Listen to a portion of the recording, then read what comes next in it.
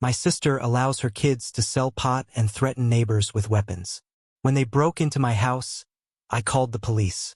When I got home from work, the first thing I noticed was that my shed door was wide open. The padlock I always used to keep it secure, completely busted. Now, I've got a habit of drinking a lot of soda, so I had bags and bags full of cans stored in there. My plan was to cash them in at the bottle drop soon. There was a good chunk of money sitting in those bags. But when I peeked inside, it wasn't just the cans that were missing. My gardening tools were gone, a machete, and even my gas can had disappeared. Naturally, I went straight to my security cameras to see what was up. Sure enough, early that morning, not long after I'd left for work, I saw my 3 nephews breaking into the shed. They used a hammer to smash the lock and grabbed everything, including my cans. Furious, I called my sister, but she and her husband flat out denied their kids were involved, until I rolled up to their place with the footage. After that, they couldn't argue. They were livid with the boys for skipping school and robbing me. I got most of the stuff back, but the gas can had been emptied, and they'd already cashed in all the cans. The kicker? They made nearly $200 from them, but of course the money was long gone, blown on video games and junk food. I demanded the cash back, including what it would cost to replace the broken padlock. My sister and her husband started off mad at their kids, but it didn't take long for them to turn the blame on me. They said I was being unreasonable, knowing they have 3 kids and a mortgage to deal with. I wasn't having it, though. I gave them an ultimatum. Either pay me back or I'd go to the police. That didn't go over well, and they kicked me out of their house. Before I left, I told them they had 2 days to figure it out. Now, I get that my sister and her husband are struggling financially, especially after the holidays, but this isn't the first time my nephews have stolen from me. That's the whole reason I put up the cameras in the first place. And while what they did was definitely wrong, my sister and her husband have been blowing up my phone ever since, calling me heartless for demanding the money back when I know they're strapped for cash. Update 1. Well, I ended up going to the police. I didn't want to, but after calling my sister and brother-in-law this morning, trying to work out a solution, things went downhill fast. They refused every suggestion I made for paying me back, and then they had the nerve to say it was my fault for leaving the cans in the shed in the first place, claiming I tempted their kids with easy money. That was the last straw. To make matters worse, my eldest nephew sent me a picture of him flipping me off while holding a soda can in his hand. That was it for me. I marched right down to the police station, filed a report, and handed over a copy of the footage. I handed over the security footage of my nephews stealing from the shed, showed the cops the busted lock they smashed, and even provided screenshots of all the texts, including the lovely photo my eldest nephew sent me of him flipping me off. I'm not sure if the boys have been arrested yet, but the police assured me it's just a matter of time. Maybe some community service will straighten them out. I also mentioned that it bothered me they took the machete, but the police saw it as just another tool since they grabbed a bunch of other tools too. Along with the machete, they made off with a pair of gardening shears, a steel rake, 2 shovels, one of those fold-up camping ones, a full 2-gallon gas can, a cheap used power drill I picked up for $5, an electric hedge trimmer, and a small second-hand chainsaw. Weirdly, they left behind the lawnmower, weed whacker, extension cords, and even the old radio I had in there. I'm guessing they thought they could resell the stuff they took, but at least I got it all back, minus the gas in the can. No clue what they used it for, but it was old gas anyway. After their initial break-in, they hauled away what they could by hand, but they actually came back with shopping carts, probably stolen too, to grab the rest. Took them a few trips to clean out all the cans, and they didn't even bother shutting the shed door when they were done. Now they're in trouble for trespassing, larceny, and harassment. I'm sure once the cops show up at their place, my phone is going to blow up again, but I'm standing my ground. This is the hill I've chosen to die on, and honestly, at this point, I don't even care about getting the money back. They had their chance. I've already replaced the lock on my shed with a much sturdier one, and the machete is no longer stored out there. I also talked to a few of my neighbors, and it turns out cans have been disappearing around the neighborhood for a while. If someone left a bag of cans out, it'd go missing. I can't say for sure if my nephews were responsible for all of it, but if they were, they've been pulling this stunt for months. On a brighter note, I've spoken with some relatives, and they're as fed up with my sister and her husband as I am. So, It's a relief to know I have their support. I was a little worried they'd turn on me for going to the police, but instead, I got a lot of good for you, and it's about time those kids faced some consequences. Turns out, I'm not the only one in the family they've stolen from. Someone suggested I let my nephews work off the $200, but there's no way I was ever going to agree to that. These little punks absolutely hate doing any kind of work they don't want to do. They just stand around whining, acting like the whole world was out to get them. Plus, I'd have to supervise them the entire time, which I have zero interest in doing. And honestly, they've been banned from my house for a reason. The theft didn't start with the shed. It began with food and snacks, then escalated to DVDs and video games. That's when I started marking all my stuff with permanent ink, initials on every case and disc so I could prove it when they swiped something. They tried to play the "oh, he let us borrow it" card a few times, but I always called them out and made them return whatever they took. Of course, they acted like I was the jerk for making them bring my stuff back. And when they were forced to apologize, it was always the fakest, most insincere apology you've ever heard. The final straw, though, was when they found the hidden spare key to my house and let themselves in. They stole 3 six-packs of my favorite blood orange beer, raided my kitchen, and to top it off, one of them used my bathroom, didn't flush, and deliberately pissed all over the floor. They swore it wasn't them, but I knew better. The beer they stole was stashed right in their room. My sister and her husband barely did anything to punish them and basically brushed it off with a boys will be boys attitude. When I told them their kids were no longer welcome at my house, they had the nerve to berate me. That's when I decided enough was enough and installed the cameras, without telling anyone. And thank God I did, because my nephews had no clue they were being recorded when they broke into my shed. Guess they figured I was the easiest target. Once I can afford it, I'm planning to get more cameras installed inside my house too. Update 2. So, my nephews were arrested on Saturday. The police showed up with a warrant, and my sister and brother-in-law had no choice but to let them in. All 3 of those cocky little brats went from acting tough to crying like babies the moment the cuffs went on. I didn't witness it firsthand, but a neighbor who's sort of friends with my sister was there and gave me the full rundown. My phone started blowing up almost immediately after the arrest. My sister and her husband were beside themselves because they couldn't get the boys out of jail until Monday morning. Now, the boys are facing charges for larceny, willful destruction of property, vandalism, and harassment. The police are taking this seriously, especially since they've had complaints about my nephews for a while, but nothing could be proven until now. Over the last few months, bags of cans have been disappearing all over the neighborhood, and it looks like my nephews were likely behind that too. Cans have been going missing all over the area, and while I can't say for sure if my nephews were behind it, they're definitely suspects. With word getting around about their arrest, I'm hoping other neighbors with security cameras will step up with more footage. To top it off, my sister and Bill actually showed up at my house, banging on my door. I didn't even bother opening it.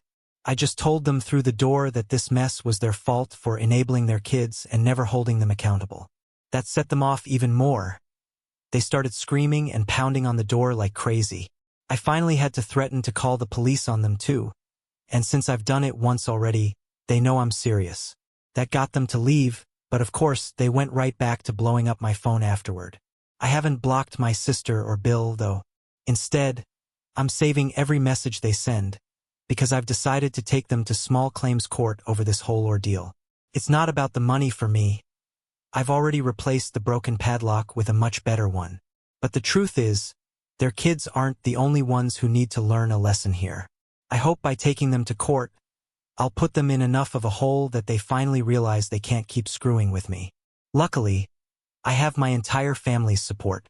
My parents, aunts, uncles, cousins, they're all on my side because my nephews have stolen from them too. After I banned my nephews from my house, some of them followed suit. I'm also pushing for the boys to get community service, not just because it's a good idea, but because I know it's the one thing they'll absolutely hate. Anytime they're forced to do work they don't want to do, they stand around griping and acting like the world is out to get them. Maybe a few hundred hours of unpaid labor will teach them some manners. They've been spoiled for far too long. Update 3. Well, this turned out way more anticlimactic than I expected. I figured my sister and Bill would dig their heels in even deeper after everything that's happened. But surprisingly, they caved. I ended up filing a lawsuit against them in small claims court for their kids' actions, and I was asking for $500. This covered the stolen cans, the broken lock, the cost of the new, better lock, the court filing fees, and emotional damages for all the harassment. A friend of mine whose dad is a lawyer gave me a free consultation, and he told me I had a solid case, especially with the camera footage I had, both of my nephews stealing from me and of my sister and Bill banging on my door. Plus, all the nasty messages they've been sending me only strengthens my case. After my sister and Bill were served with the lawsuit, they called me, completely freaking out. They were panicking, saying I couldn't do this to them. I shot back that this is the price they're paying for not parenting their kids and letting them turn into entitled little thieves. I told them if they want to talk to me again, it'll either be in court or if they decide to pay me the $500 I'm suing for. Then I hung up. Fast forward to yesterday evening.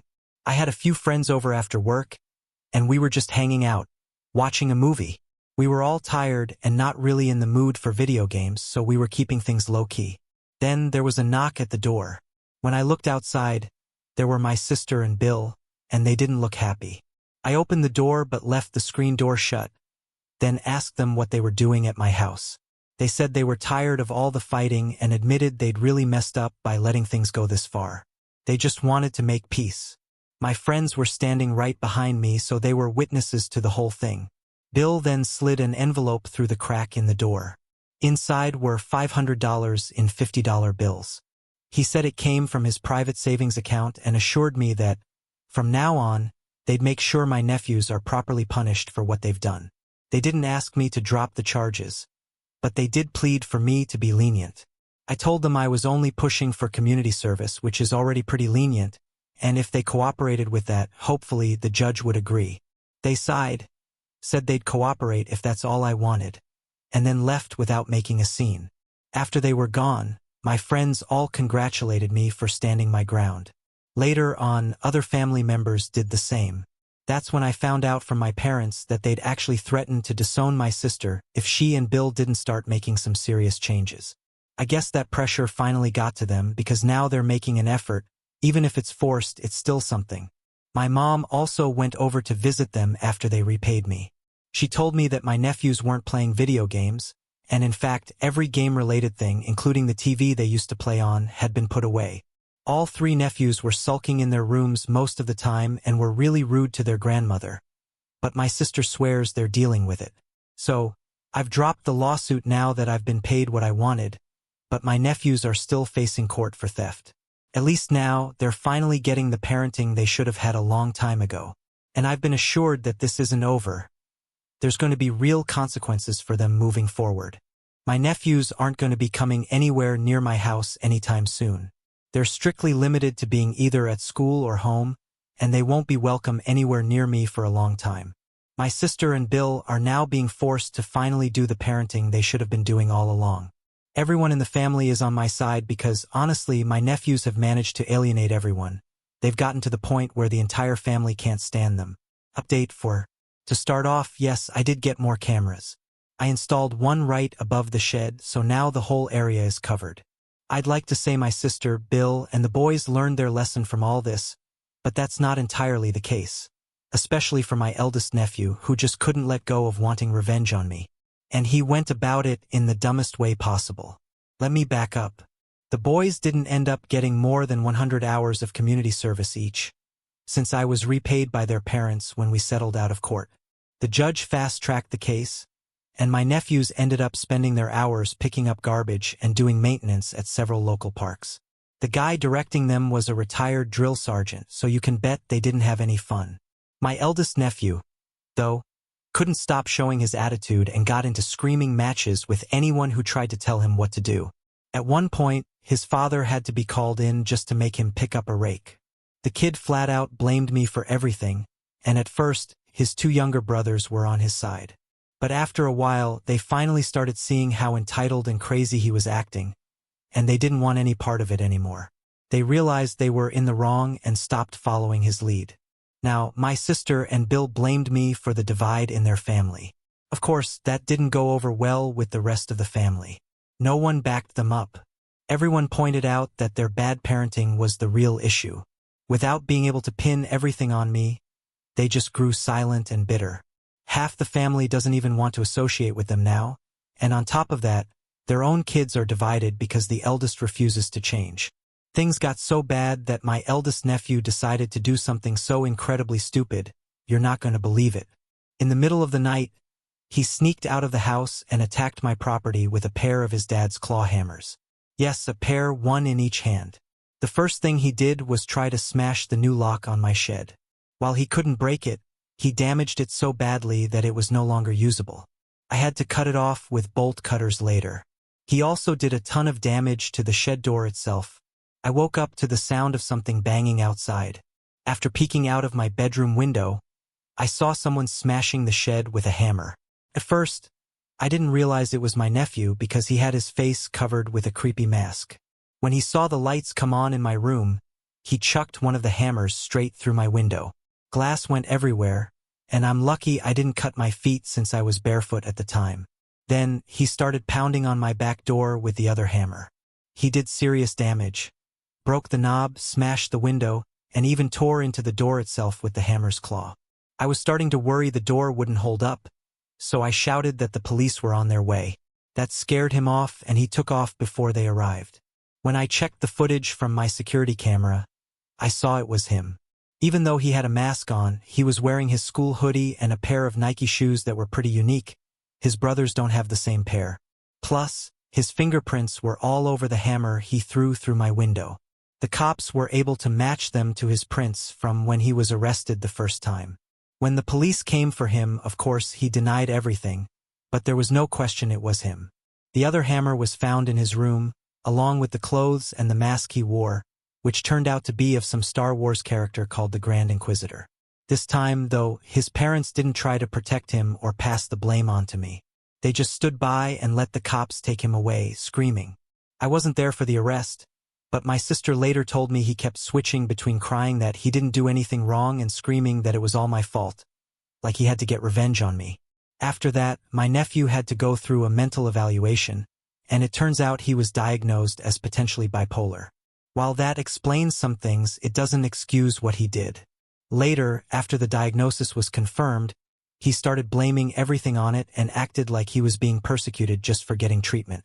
He ended up spending a month in juvenile hall, where they got him properly medicated. He pleaded guilty to avoid going to court again, in exchange for more community service, mandatory counseling, and probation. This time, his dad came over to my house and personally replaced the broken window and door. He didn't say much while doing it, but at least it's fixed now. As for my two younger nephews, they're still keeping their distance from their older brother and excluding him from pretty much everything. He still hasn't apologized for attacking my home.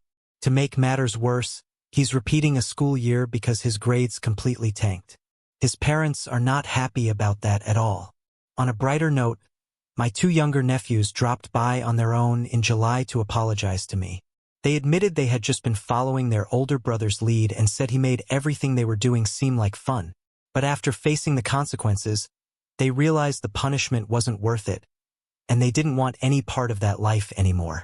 They told me they wanted their fun uncle back and asked if we could start fresh. I told them we could, but they'd have to earn back my trust, which they were happy to agree to. A few months ago, my eldest nephew turned 17, and as part of his punishment, he didn't get anything for his birthday, not even a cake. I can only imagine how much he's cost his parents over the past year. Between leading his brothers into stealing from me, smashing my window, and wrecking my back door, they've probably spent over $1,000, especially after the lawsuit I initially filed. Doors and windows aren't cheap. Meanwhile, my youngest nephew had his birthday a month later and got a new mountain bike among his gifts. This really upset my eldest nephew, and he lashed out by slashing the tires on the bike with a kitchen knife, which, of course, landed him in even more trouble. I know a thing or two about fixing bikes, so I went out, bought new tubes and tires, and fixed it up. My youngest nephew was really grateful and thanked me a bunch for it. But things only got worse from there. My eldest nephew, fed up with not being enabled anymore, decided to run away. He packed a backpack, got on his bike, and took off, leaving behind a goodbye letter. In the letter, he blamed me and his bipolar diagnosis for all his problems and said he couldn't wait until he was 18 to get away from us, so he was doing us all a favor by leaving early. His parents quickly reported him missing, but 3 days later, he came back, without his bike or backpack, and looking pretty beat up. He wouldn't tell anyone what happened, and we still don't know the full story. As soon as he got back, though, he started blaming me again. It was the first thing out of his mouth. His parents chewed him out, telling him that none of this was my fault. I didn't make him steal from me, attack my house, or run away. That was all on him. He nearly ended up back in juvie for violating his probation by running off, but somehow he managed to avoid it. Nowadays, he spends most of his time holed up in his room, while the rest of the family is still trying to deal with the fallout from everything he's done. When he's not in school, doing chores, or going to counseling, my eldest nephew pretty much stays shut in his room. He finished his community service, but his probation lasts until he turns 18. While he got some leniency for being diagnosed with bipolar disorder, it didn't get him off the hook entirely, not for lack of trying. Ever since they told him what was wrong, it's been his go-to excuse for everything. But plenty of people live with that same condition and never do the kinds of things he's done. I've been slowly mending things with my 2 younger nephews, but I have no desire to be around the eldest, and the feeling is definitely mutual. I've only seen him in person once in the past few months, and when I did, he gave me a look full of more hate than I've ever seen from anyone. Then he stomped away. He can't paint me as the villain anymore without being called out on it, so there's not much he can do besides just trying to get through this mess. I've heard from my other nephews that since school started, he's been completely shut down.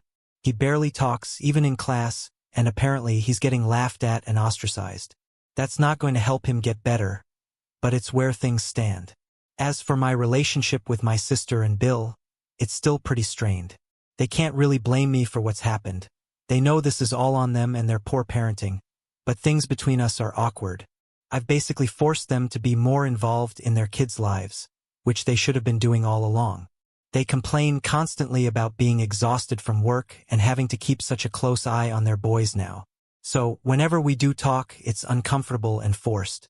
They don't come to my house and I don't go to theirs, but we do run into each other at our parents' place, where my mom insists we all be civil. I don't have any problem with that, but it's obvious things are still tense. The younger nephews have gotten most of their privileges back. They've got their TV and video games again, but their older brother isn't allowed to touch them. From what I've heard, he's got some electronic entertainment in his room, though I'm not sure what exactly. Either way, he spends most of his time in there unless he's forced to be somewhere else. Lately, my parents have even told me they don't want my eldest nephew around for Thanksgiving or Christmas Eve this year. They're fed up with his behavior and petty theft.